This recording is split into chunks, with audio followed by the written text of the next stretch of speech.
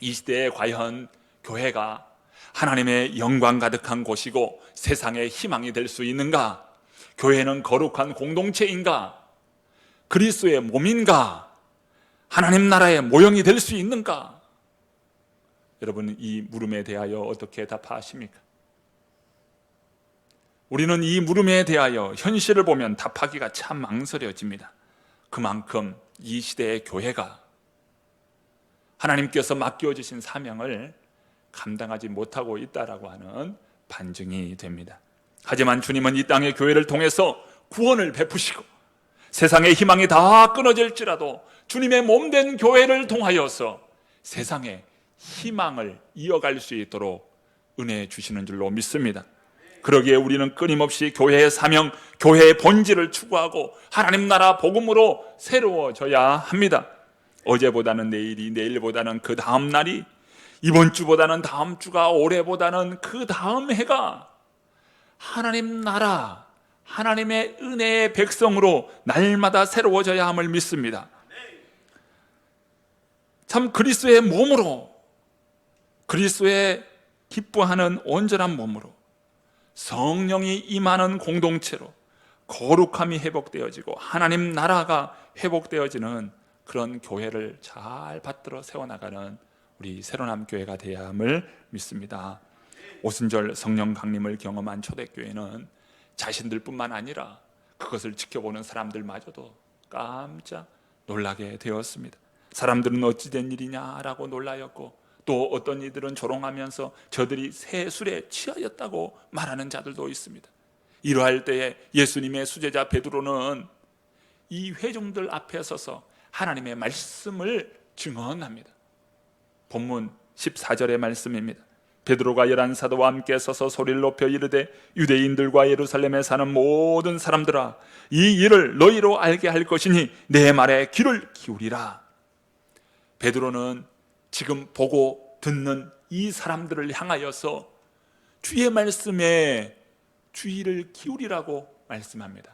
우리는 하나님의 말씀이 선포되어지고 하나님의 말씀이 들려질 때 여러분 어떻게 해야 됩니까?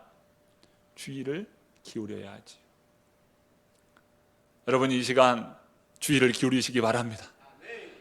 저를 봐주시기 바랍니다. 똑똑히 봐주시길 바랍니다. 하나님의 말씀이 지금 선포되고 있어요. 하나님의 말씀이 지금 내게, 우리 교회에 선포되고 있습니다. 주의를 기울여서 눈을 열고 마음을 열고 귀를 기울여서 주님의 말씀을 들어야 합니다. 그러면서 회중들이 가지고 있는 오해를 교정하기 시작해요. 베드로는 지금 새술에 취하였다라고 하는 그들을 향하여서 하나님의 말씀을 증언합니다. 15절 말씀입니다. 때가 제3시니 너희 생각과 같이 이 사람들이 취한 것이 아니라, 지금이 아침 9시인데 술 취한 시간이 아니라는 겁니다. 유대인들은 이 명절, 특별히 안식일이나 명절 때는 이 오전까지 음식을 먹지 않습니다. 오전 이후에 돼서야 음식을 먹습니다. 지금은 아주 큰 명절인 오순절 명절입니다. 명절 시간, 그것도 아침 9시에 한 사람도 아니라 이 많은 다수, 그것도 동시에 한꺼번에 술 취할 수 있느냐고 지금 반문하고 있습니다. 우리는 술 취한 것이 아니라는 겁니다. 그러면서 요엘 선지자의 예언의 성취가 이르렀다고 그는 이야기하면서 새로운 차원의 말씀으로 전개합니다. 지금 요엘 선지자가 말한 그 성령의 시대가 도래하였다고 지금 말씀하고 있어요. 본문 16절부터 21절까지의 말씀을 제가 읽어봅니다. 이는 곧 선지자 요엘을 통하여 말씀하신 것이니 일러스되 하나님이 말씀하시기를 말세에 내가 내 영을 모든 육체에 부어주리니 너희의 자녀들은 예언할 것이요 너희의 젊은이들은 환상을 보고 너희의 늙은이들은 꿈을 꾸리라. 그때에 내가 내 영을 내 남종과 여종들에게 부어주리니 그들이 예언할 것이요 또 내가 위로 하늘에서는 기사를 아래로 땅에서는 징조를 베풀리니 곧 피와 불과 연기로다. 주의 크고 영원한 날이 이르기 전에 해가 변하여 어두워지고 달이 변하여 피가 되리라. 누구든지 주의 이름을 부르는 자는 구원을 받으리라 하였느니라. 요엘 선지자가 예언했던 바로 그 성령의 시대가 지금 도래하였다는 것입니다. 너희가 지금 보고 또 너희가 듣고 지금 놀라고 있는데, 너희가 보고 듣는 바로 이 사건이 성령이 임한 사건이고 성령의 시대가 도래하였다는 겁니다. 그러면서 강조하는 것이 무엇입니까? 성령의 시대가 도래하면 누구든지 주의 이름을 부르는 자는 구원을 받으리라. 지금 성령의 시대가 도래하였고 누구든지 주의 이름을 부르는 자는 구원을 받게 됨을 말씀합니다. 성령의 시대 이전은 어떤 시대입니까? 율법의 시대입니다. 율법의 시대에는 율법에 기록된 그 법조항에 따라서 정죄받는 시대예요. 율법의 규항, 율법의 조항들을 보십시오. 이렇게 하면 안 되고 이렇게 하면 안 되고 이렇게 하면 하나님의 심판이 있다는 것을 말씀합니다. 그래서 너희는 술 취하지 말라, 너희는 간음하지 말라, 너희는 도둑질하지 말라, 이거 하지 말고 이거 하지 말고 이거 하지 말라, 그렇게 하면 심판을 받게 된다라고 하는 정죄의 시대가 바로 율법의 시대입니다. 하지만 성령의 시대가 되면 어떻습니까? 성령의 시대가 되면 성령을 사모하는 자들에게 하나님의 영이신 성령이 임하고 그 성령으로 말미암아 우리 모두가 주의 이름을 부르는 자는 구원을 받게 되는 시대가 바로 성령의 시대. 여러분, 주의 이름을 부르시기를 바랍니다. 주님을 찾으시기를 바랍니다. 주님을 찾고 주님을 간절히 바라는 자들에게, 나를 찾고 나를 가까이 하는 자에게 내가 반드시 그를 만나리라 주님께서 약속하셨어요. 여러분, 주님을 찾고 주님을 가까이 하십시오. 그러면 주님이 누구십니까? 키리오스, 주님이 누구십니까? 베드로는 이러한 설교를 하면서 바로 주님이 누구심을 드러내기 위하여 먼저 주의를 환기시킵니다. 그러면서 호소하기를, 너희들이 바로 언약 백성이라고 하는 그 금지에 호소합니다. 본문 22절 말씀을 함께 읽어봅니다. 함께 같이 한번 읽겠습니다. 이스라엘 사람들아, 이 말을 들으라. 너희도 아는 바와 같이 하나님께서 나사렛 예수로 큰 권능과 기사와 표적을 너희 가운데서 베푸사 너희 앞에서 그를 증언하셨느니라. 지금 말씀을 보면 청중들은 나사렛 예수 그리스도에 대하여, 예수님에 대하여 이미 많은 지식을 알고 있습니다. 바로 베드로는 너희들이 아는 그 지식 위에서 베드로는 설명을 해 나갑니다. 예수님은 어떠한 분이셨습니까? 그들이 경험한 예수님은 어떠한 분이셨습니까? 큰 권능과 기사와 표적을 그들이 들어 알고 있습니다. 사도행전 10장 38절의 말씀입니다. 하나님이 나사렛 예수에게 성령과 능력을 기름 붓듯 하셨으며 그가 두루 다니시며 선한 일을 행하시고 마귀에게 눌린 모든 사람을 고치셨으니 이는 하나님이 함께 하셨습니다. 예수님은 죽었던 자를 살리시고요, 풍랑이는 바다를 잠잠케 하셨고요, 또 보리떡 5개와 물고기 2마리로 수많은 사람들을 먹이시는 그런 권능, 표적, 기사를 나타내 보이셨습니다. 이러한 권능과 표적과 기사를 보면서 사람들은 어떠할까요? 여러분은 어떻게 생각하십니까? 예수님께서 보여주신 표적, 예수님께서 보여주신 이러한 권능, 이러한 기사를 보면서 야, 놀랍다, 신기하다, 어떻게 이런 일이 있을 수 있는가, 어떻게 이 많은 사람들이 고침을 받을 수 있는가, 이런 기적이 어떻게 일어날 수 있는가, 모두 깜짝 놀랍니다. 그 당시 예수님 당시 많은 사람들도 예수님의 기적을 보면서 깜짝 놀랐습니다. 어떻게 그가 이러한 일이 있을 수 있는가, 정말 사람에게 하나님께서 능력 주심을 참으로 놀랍도다, 사람들의 표현이었습니다. 예수님은 우리의 구원자이십니다. 예수님은 하나님의 아들이십니다. 구원자이시오 하나님의 아들이신 그분이 어떠한 삶을 사셨습니까? 오늘 23절에 보면 바로 그 예수님을 십자가에 못 박았어요. 23절 말씀을 함께 읽어봅니다. 함께 읽습니다. 그가 하나님께서 정하신 뜻과 미리 아신 대로 내준 바 되었거늘 너희가 법 없는 자들의 손을 빌려 못 박아 죽였으나. 나사렛 예수, 그분은 구원자이셨어요. 나사렛 예수, 그분은 하나님의 아들이셨어요. 그러나 유대인들은 하나님의 아들이라고 고백하는 대신에 그를 십자가에 못 박았습니다. 예수님을 아예 구원자라고 고백하지 않고 그분을 도리어 십자가에 못 박았어요. 법 없는 자들의 손을 빌려서 예수님을 죽였습니다. 세상의 방법으로, 세상의 집행관에 의하여 예수님을 십자가에 못 박은 것입니다. 그럼에도 불구하고 예수님의 십자가는 하나님의 뜻과 하나님의 계획 속에서 지금 이루어진 일이라는 겁니다. 십자가가 무엇입니까? 십자가는 예수님의 구원의 계획이 바로 그 십자가를 통하여 일어났어요. 그러니까 예수님께서 지신 십자가는 하나님의 뜻과 계획 속에 있었고, 또 예수님의 그 십자가는 인간이 얼마나 악한지를 보여주는 사건입니다. 이 십자가라고 하는 것은 양면이 있어요. 십자가는 하나님의 뜻과 계획이 있어요. 그러나 한편으로는 그 십자가는 인간이 얼마나 사악한 존재인가, 악한 존재인가 라고 하는 것을 단적으로 보여줍니다. 유대인들은 아기를 가지고 예수님의 그 사지를 다 십자가에 못 박아 죽였어요. 그러나 하나님은 그 십자가에 죽은 예수님을 일으켜 세우셨어요. 이것은 이미 예언된 하나님의 약속이었습니다. 하나님은 일찍이 여자의 후손을 통해서 구원자를 베풀어 주실 것을 약속해 주셨습니다. 창세기 3장 15절의 말씀입니다.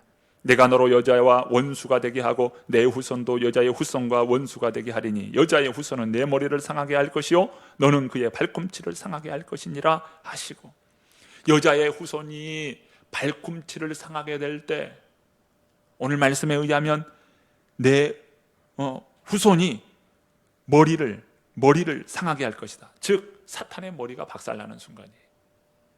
여자의 후손이 발꿈치를 상하게 될 때 사탄은 완전히 박살나는 상황이다. 지금 그것을 말씀해 주고 있어요. 이 예언의 말씀이 보다 더 구체적으로 보여주는 말씀이 있는데 바로 이사야의 예언입니다. 이사야 53장 5절과 6절의 말씀입니다. 그가 찔림은 우리의 허물 때문이요 그가 상함은 우리의 죄악 때문이라. 그가 징계를 받음으로 우리가 평안을 누리고 그가 채찍에 맞음으로 우리는 나음을 받았도다. 우리는 다 양 같아서 그릇 행하여 각기 제 길로 갔거늘 여호와께서는 우리 모두의 죄악을 그에게 담당시키셨도다. 악의로 가득한 가운데 예수님을 십자가에 못 박았지만 하나님은 그 십자가 가운데에 하나님의 계획이 있었고 하나님의 섭리, 하나님의 애정하심이 있었다는 거예요. 지금 이것은 무엇을 나타냅니까? 인간이 아무리 발버둥 치고 악의를 품고 해보려 해도 그 모든 것은 하나님의 계획 속에 있다는 거예요. 즉 하나님의 계획을 넘어설 수는 없다는 이야기입니다. 비록 사람들은 예수님을 죽였습니다. 하지만 하나님은 그를 살리셨어요. 여러분 24절 말씀 우리 함께 읽어봅니다. 24절의 말씀 읽습니다. 하나님께서 그를 사망의 고통에서 풀어 살리셨으니 이는 그가 사망에 매여 있을 수 없었습니다. 악의에 가득 찬 인간의 모습과 하나님께서 베풀어 주신 구원의 모습이 바로 동시에 일어나고 있어요. 인간은 예수 그리스도를 십자가에 못 박았지만 하나님은 그를 살리십니다. 그를 사망에 매여 있지 못하도록 풀어주십니다. 이는 하나님의 능력의 역사요 하나님은 생명의 원천이요 생명의 주인임을 보여줍니다. 하나님의 말씀이 있습니다. 에베소서 1장 20절 말씀입니다. 그의 능력이 그리스도 안에서 역사하사 죽은 자들 가운데서 다시 살리시고, 로마서 6장 4절의 말씀입니다. 이는 아버지의 영광으로 말미암아 그리스도를 죽은 자 가운데서 살리심과 같이 우리 또한 새 생명 가운데 행하게 하려 합니다. 예수님께서 십자가에서 죽으시고 예수님이 부활하신 것을 통하여서 오늘 우리의 인생이 영원한 생명 가운데 일으킴을 받을 것이라고 하는 주님의 말씀입니다. 예수님의 부활이 오늘 우리의 부활의 사건임을 믿습니다. 할렐루야! 이제 수제자 베드로는 하나님의 말씀을 증언하면서 시편 16편에 나타난 다윗이 증언했던 이 부활의 말씀을 증언합니다. 그러면서 예수 부활의 진실성의 확실함을 증거합니다. 자, 본문이 길지만 함께 보시겠습니다. 25절부터 32절의 말씀입니다. 25절부터 32절까지의 본문 말씀 우리 같이 한번 읽어보시죠. 다윗이 그를 가르쳐 이르되 내가 항상 내 앞에 계신 줄을 배웠으며 나로 요동하지 않게 하기 위하여 그가 내 우편에 계시도다.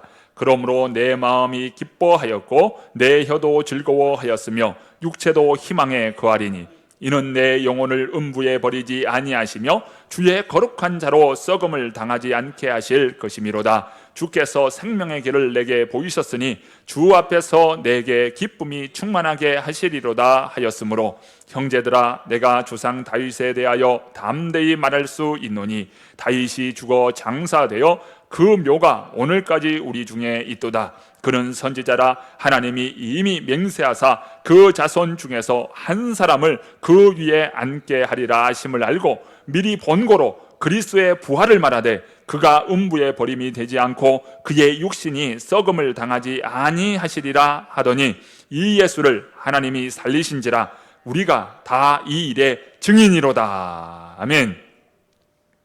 본문 27절 보세요. 내 영혼을 음부에 버리지 아니하시며 주의 거룩한 자로 썩음을 당하지 않게 하실 것이미로다. 이 말씀은 다윗이 선지자적인 영감을 가지고 하나님의 말씀으로 예언하였습니다. 나사렛 예수 그는 홀로 썩음을 보지 않습니다. 로마서의 표현을 비자면 다음과 같이 말씀합니다. 성결의 영으로는 죽은 자들 가운데서 부활하사 능력으로 하나님의 아들로 선포되셨으니 곧 우리 주 예수 그리스도시니라. 예수님은 누구십니까? 부활을 통하여서 예수 그리스도의 부활을 통하여서 그분이 하나님의 아들이심을 증언하십니다. 부활은 하나님의 아들 되심을 능력으로 입증한 사건이에요. 그러므로 교회는 부활의 예수 그리스도를 고백합니다. 장사된 지 사흘 만에 죽은 자 가운데서 다시 살아나셨으며 우리는 매 주일 예배 때마다 교회는 고백합니다. 주님은 살아계신 분이십니다. 지금도 온 땅과 온 우주와 온 열방을 다스리시는 하나님이십니다. 여러분 베드로의 외침을 보십시오. 33절 말씀 함께 읽어봅니다. 하나님이 오른손으로 예수를 높이시매 그가 약속하신 성령을 아버지께 받아서 너희가 보고 듣는 이것을 부어 주셨느니라. 사도신경에 우리는 고백합니다. 하늘에 오르시어 전능하신 아버지 하나님 우편에 앉아 계시다가 주님은 하나님의 오른편에 계신 분이시다. 오른편은 어떤 분이십니까? 어떤 편입니까? 하나님은 능력 가운데 계신 분이시다. 그러면서 하나님 오른편에 계신 그분이 가장 먼저 하신 사역이 있어요. 예수님께서 오르셔서 하늘에 오르셔서 가장 먼저 하신 사역은 바로 성령을 보내주시고 성령으로 기름 부어주셨다라고 하는 바로 이 사역입니다. 오늘 보세요. 하나님이 오른손으로 예수를 높이시며 그가 약속하신 성령을 아버지께 받아서 너희가 보고 듣는 이것을 부어주셨느니라. 예수님께서 하늘에 오르시어서 가장 먼저 하신 사역은 성령을 부어주신 사건이라는 겁니다. 성령은 높임받으신 예수님께서 우리를 위하여 허락하신 최고의 선물입니다. 예수님께서는 말씀하셨죠. 요한은 물로 너희에게 세례를 베풀지만 나는 너희에게 성령과 불로 세례를 베풀 것이라 약속하셨어요. 그러면서 최후 심판 최후 식탁, 최후 만찬의 그 자리에서 예수님께서는 보혜사 성령을 약속하십니다. 예수님께서 십자가에 달리시고 부활하셔서 제자들에게 말씀합니다. 너희들은 예루살렘을 떠나지 말고 아버지께서 약속하신 것을 기다리라. 너희는 몇 날이 못되어 성령으로 세례를 받으리라. 예수님의 일생은 하나님 나라를 이루는 일생이었고, 하나님 나라를 이루기 위해서 주님께서 약속하시고 보내주신 분이 있는데, 그분이 바로 성령님입니다. 보혜사 성령님. 오늘 우리를 도와주시고 우리를 변호해 주시고 하나님의 자녀인 것을 확증하시면서 인쳐주시는 분, 그 성령을 약속하셨어요. 지금도 우리 주님은 전능하신 하나님 우편에 앉아 계십니다. 그러시면서 동일하게 제자들에게 성령을 부어주셨듯이 오늘 우리에게도 동일하게 성령을 부어주십니다. 이 일을 계속하고 계셔요. 이제 베드로는 결론 부분에 도달하면서 바로 이 나사렛 예수, 너희가 십자가에 못 박은 바로 그 예수가 하나님께서 주와 그리스도가 되게 하셨다고 말씀합니다. 본문 36절 말씀을 우리 다 함께 읽어봅니다. 36절 읽습니다. 그런즉 이스라엘 온 집은 확실히 알지니 너희가 십자가에 못 박은 이 예수를 하나님이 주와 그리스도가 되게 하셨느니라 하니라. 아멘. 온 이스라엘이 거부하고 예수님을 십자가에 못 박아 죽였는데 하나님은 그를 일으키셨고, 하나님은 바로 그를 가장 존귀한 곳에 하나님 우편에 앉히시면서 그분을 주와 그리스도 되게 하셨다고 말씀합니다. 예수 그리스도는 우리의 주님이시요, 예수 그리스도는 그리스도이십니다. 예수님은 이 땅에 주와 그리스도로 사셨어요. 예수님의 부활은, 예수님의 십자가와 부활은 예수님이 바로 그리스도이시다라고 하는 것을 드러냅니다. 뿐만 아니라 오늘 본문에서 예수님께서 보내주신 그 성령을 통하여서 예수님이 주와 그리스도이심을 확실한 방법으로 증언하십니다.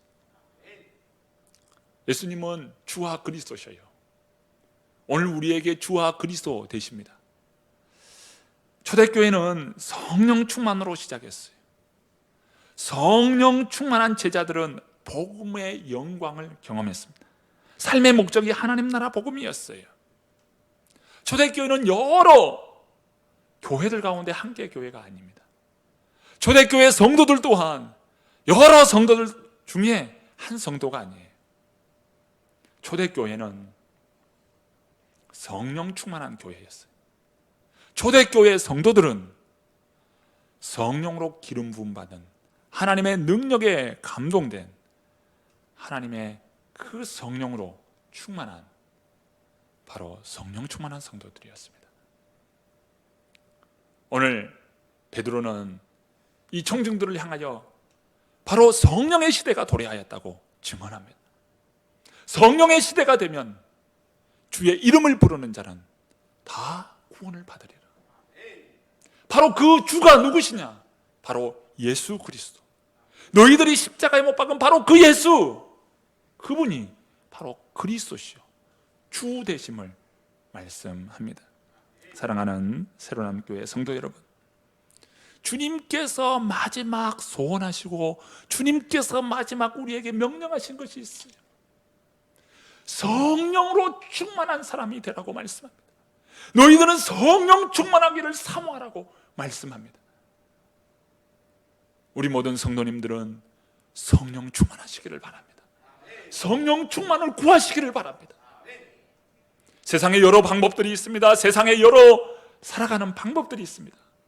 세상 사람들은 각자 자신이 옳은 대로 살아갑니다. 그러나 오늘 새로남교회 성도님들은, 우리 모든 성도님들은 성령 충만함을 사모하시고 성령 충만함으로 살아갈 수 있기를 바랍니다. 그 방법을 스가랴서 4장 6절의 말씀을 통해서 우리에게 증언합니다. 만군의 여호와께서 말씀하시되 이는 힘으로 되지 아니하며 능력으로 되지 아니하고 오직 나의 영으로 되느니라. 우리가 하나님 나라의 그 영광을 경험하고 하나님 나라의 영광을 누리기를 원하고 하나님 나라 복음을 감당하기 원한다면 우리는 성령으로 충만해야 합니다. 나의 힘으로 되지 않아요. 나의 능으로 되지 않아요. 오직 여호와의 신, 여호와의 영으로 되는 것을 오늘 우리가 경험하기를 바랍니다. 하나님 나라를 감당하고 하나님 나라 영광으로 새로워지고 그 하나님 나라 복음을 감당하기 위해서는 오늘 내 방법이 아닙니다. 내가 가진 힘이 아닙니다. 내가 가진 지혜가 아닙니다. 내가 가진 능력으로, 내가 가진 재능으로 안 됩니다. 오직 여호와의 영, 오직 성령으로 되는 줄로 믿습니다. 성령 충만함을 사모하십시다. 성령으로 충만하십시다. 주님께 간절히 구하고 주님께 정말 성령 충만하기를 바랄 때 우리 주님께서는 우리 모두에게 성령 충만함을 베풀어 주시고 성령을 넉넉히 베풀어 주십니다. 왜 그러실까요? 우리 주님이 가장 기뻐하는 일이기 때문에, 우리 주님이 원하는 바이기 때문에 다 성령 충만할 수가 있다는 것입니다. 이처럼 초대교회 성도님들은 성령 충만하여 예루살렘과 온 유대와 사마리아와 땅끝까지 이르러서 우리 주님의 증인 되었어요. 복음을 감당했습니다. 아직도 하나님 나라 없이 절망과 고통 속에 있는 수많은 영혼들이 오늘 우리 주변에 또 우리 가족 가운데 있습니다.